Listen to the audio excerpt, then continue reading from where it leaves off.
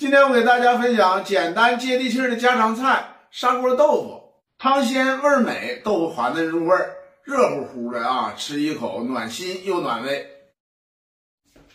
今天我们做这道菜啊，又简单又省事儿啊！会切豆腐、会烧开水就会做。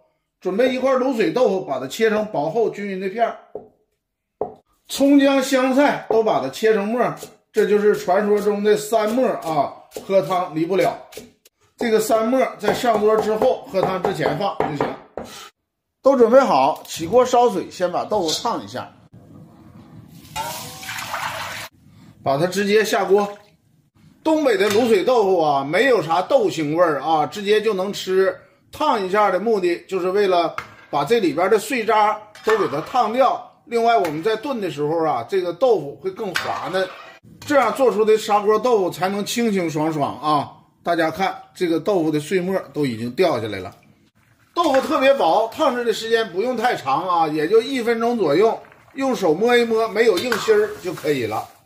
把它端下来，直接上砂锅，清水直接添上就可以了。锅里的水刚刚温乎就行啊！把豆腐下锅。朋友们在家里边做，如果手边有老汤的话，放老汤最好啊。没有老汤，来一小勺猪油，再加上适量的精盐，还有这个提前泡好的海米啊，连同这个水一块下锅。烫过的豆腐时间就不需要太长了啊，也就是5分钟左右。加入适量的味精，再把这个紫菜下锅。紫菜煮开了，这道菜也就算齐了。这个胡椒粉呢，要用凉水把它卸开啊，再下到里边，要不打疙瘩。再少来几滴的香油。喜欢的朋友可以点击收藏或关注，想吃的时候做个参考。